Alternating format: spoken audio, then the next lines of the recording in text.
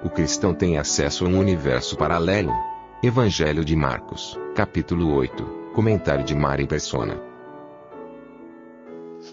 Na nossa conversão, nós recebemos o perdão dos pecados, a salvação, a vida eterna, recebemos paz, tantas coisas nós recebemos, passamos a nos ocupar com Cristo. Mas é interessante que existe um aspecto, que outro dia eu estava pensando nisso. Às vezes a gente vê pessoas aqui no mundo se apegando de tal maneira a certas coisas, uns à política, outros aos negócios, ao trabalho, ao dinheiro, ou mesmo à família, ao poder, qualquer coisa, coisas lícitas até. E as pessoas às vezes indo ao extremo para defender suas coisas. E a razão disso é porque elas não têm outras. Tudo que elas têm está na esfera do mundo material. E assim também nós fomos em toda a nossa vida, né?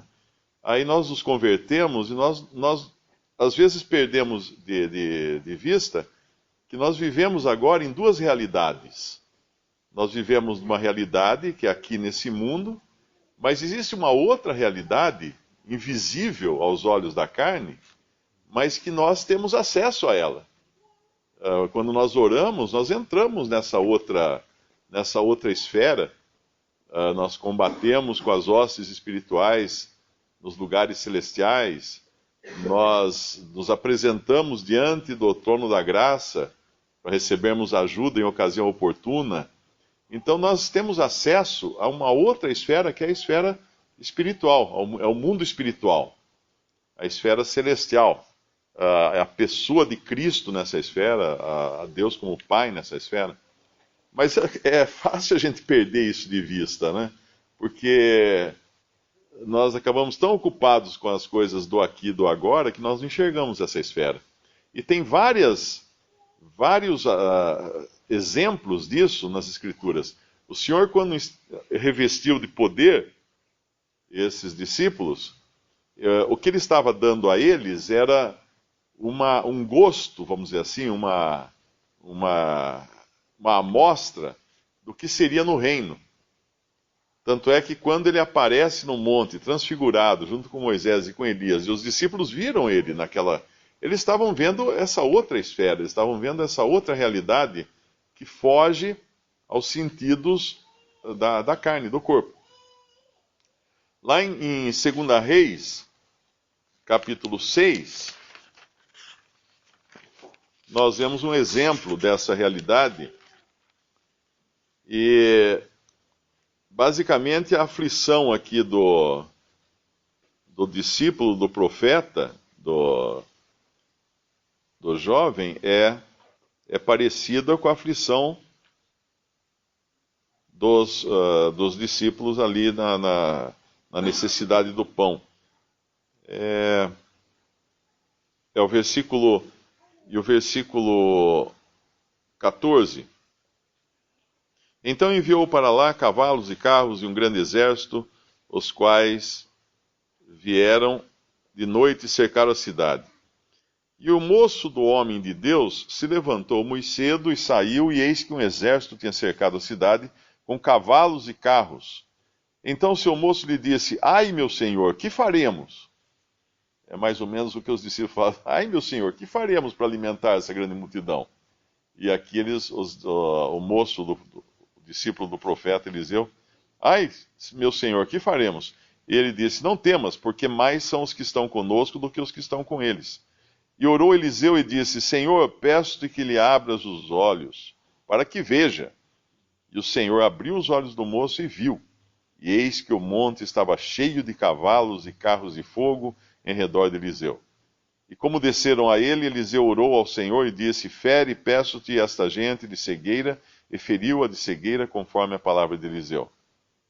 Aqui, eles estavam imersos numa realidade espiritual a qual os olhos do servo de Eliseu não tinham acesso, porque ele só enxergava aquilo que era possível enxergar com os olhos da carne. Quando nós encontramos Daniel, no livro de Daniel, capítulo 10, Eu acho que é capítulo 10. Versículo 2. Naqueles dias eu, Daniel, estive triste por 3 semanas completas. Manjar desejável não comi, nem carne nem vinho entraram na minha boca, nem me ungi com unguento até que se cumpriram as 3 semanas. E no dia 24 do primeiro mês eu estava à borda do grande rio Idequel, e levantei os meus olhos e olhei e vi um homem vestido de linho, e os seus lombos cingidos com ouro fino de Ufaz. E o seu corpo era como turquesa, e o seu rosto parecia um relâmpago, e os seus olhos como tochas de fogo, e os seus braços e os seus pés como cor de bronze assacalado, e a voz das suas palavras como a voz de uma multidão. E só eu, Daniel, vi aquela visão. Os homens que estavam comigo não a viram. Não obstante, caiu sobre eles um grande temor, e fugiram, escondendo-se. Fiquei, pois, eu só, e vi esta grande visão, e não ficou força em mim, e transmutou-se em mim a minha formosura em desmaio, e não retive força alguma. Contudo, ouvi a voz das suas palavras, e ouvindo a voz das suas palavras, eu caí com meu rosto em terra, profundamente adormecido, e eis que uma mão me tocou, e fez que me movesse sobre os meus joelhos e sobre as palmas das minhas mãos. E me disse: Daniel, homem muito desejado, está atento às palavras que te vou dizer, levanta-te sobre os teus pés, porque eis que te sou enviado. E falando ele comigo esta palavra, eu estava tremendo. Então me disse: não temas, Daniel, porque desde o primeiro dia em que aplicaste o teu coração a compreender e a humilhar-te perante o teu Deus, são ouvidas as tuas palavras, e eu vim por causa das tuas palavras. Daniel não sabia por que ele estava se sentindo mal. Estava acontecendo um monte de coisa no plano espiritual e ele tinha esquecido que existia esse outro plano. E aquilo estava, inclusive, influenciando ele, mas ele não percebia isso. E agora ele precisa falar: olha, desde o primeiro dia em que aplicaste o teu coração a compreender e humilhaste perante o teu Deus, são ouvidas as tuas palavras. Eu vim por causa das tuas palavras. Mas ele não veio antes porque o príncipe do reino da Pérsia se pôs diante de mim 21 dias. E eis que Miguel, um dos primeiros príncipes, veio para ajudar-me, e eu fiquei ali com os reis da Pérsia. Agora vim para fazer-te entender o que há de acontecer ao teu povo. Ele não via, não percebia isso. Os discípulos não percebiam aquele poder que vinha de uma outra esfera e que era uma amostra do que será o reino.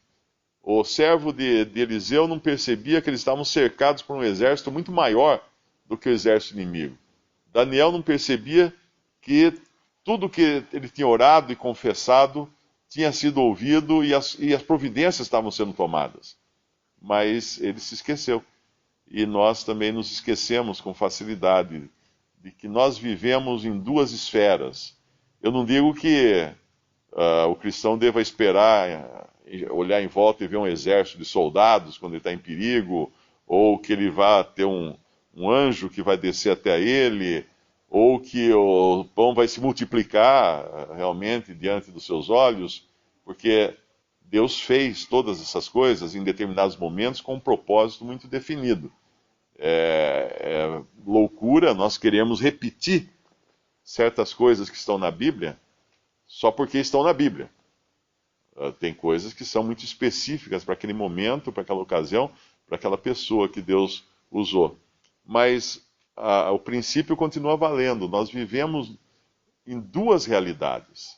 E nós não podemos nos esquecer de que, na realidade do mundo espiritual, as coisas estão acontecendo também.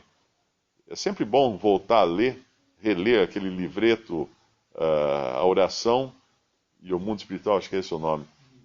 O mundo invisível, a oração e o mundo invisível. Porque é interessante, ele abre uma fresta nos bastidores do mundo material. O incrédulo não tem isso, não tem acesso. O incrédulo não entende e foge, como fugiram aqui os homens que estavam com Daniel. Ele só tem medo do mundo espiritual, né? O incrédulo tem medo, ele tem pavor. Por quê? Porque lá está Deus. E ele não quer de jeito nenhum se encontrar com Deus. Mas o crente que tem esse acesso agora, tem o perdão dos seus pecados, não tem mais consciência de pecado. É interessante pensar isso, né? Nós temos lembrança de pecado. Nós não temos consciência de pecado. Lá em Hebreus, quando fala dos israelitas, que todo ano celebravam sacrifícios, etc., que não podiam tirar, de maneira nenhuma, podiam tirar pecado, eles faziam comemoração ou recordação de pecado, mas agora nós não temos mais essa consciência de pecado. Isso está em Hebreus 10, né? Podemos até abrir lá.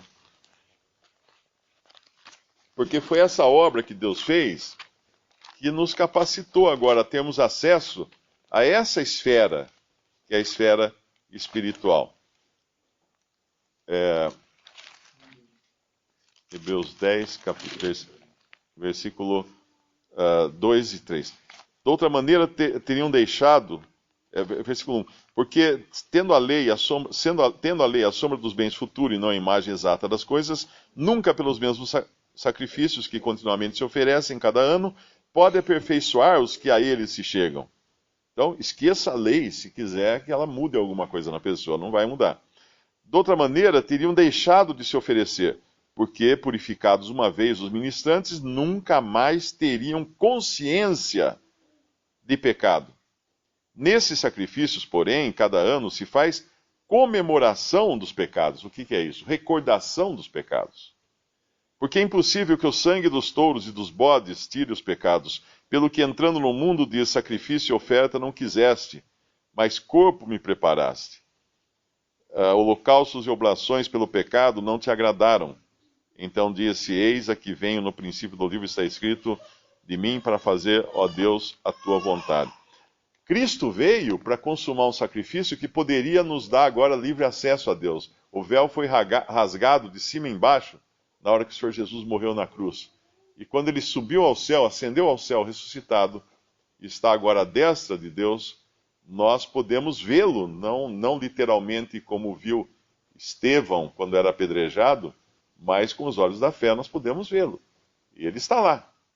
Ele está ali. A âncora da nossa fé está lá, lançada lá dentro, além do véu, onde estão as realidades nossas agora, que na verdade são as coisas que realmente valem, estão lá, né?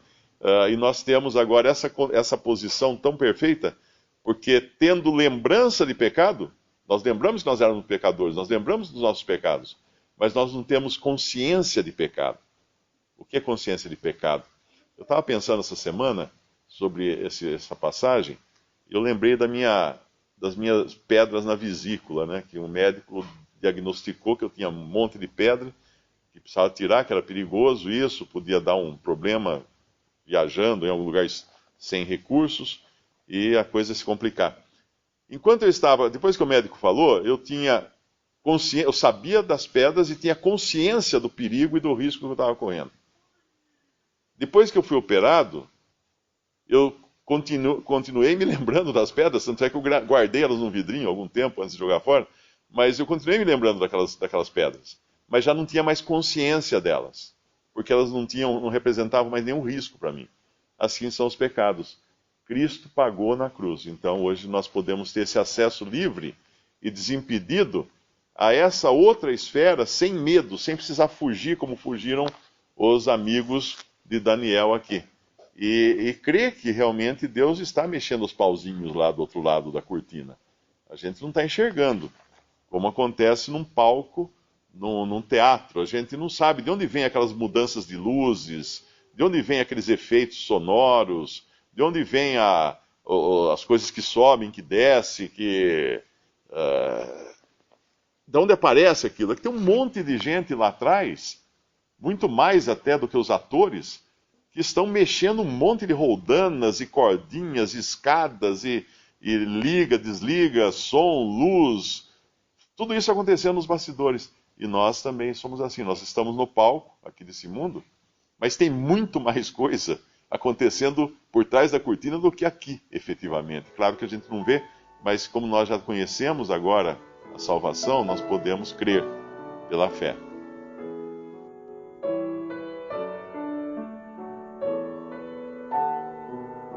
Visite Respondi.com.br. Visite também 3minutos.net.